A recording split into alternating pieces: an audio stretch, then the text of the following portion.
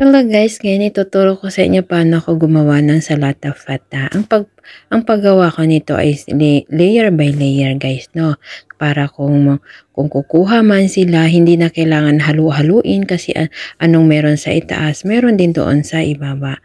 Siyempre, ganyan ako magawa ng aking salata fata, layer by layer, bakdunis, onion leaves. Yung bakdunis guys, yun yung tawag dito sa Arabo, pero ang English ay parsley.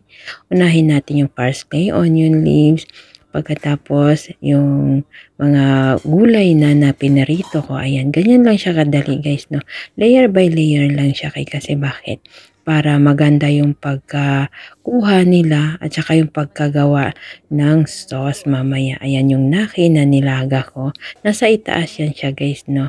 Tapos lagyan ng onion leaves. O, diba? Ganyan lang kasimple yung aking paggawa ng salata fata. Hindi mawawala ang kubos na giprito. Tapos ilagay natin siya sa fridge ng 1 hour. After 1 hour, ilagay natin yung salata sauce niya guys, no? Doon sa salata fata natin at saka ilagay yung kubos fry. Ayan na guys, ready to serve na. Salamat po.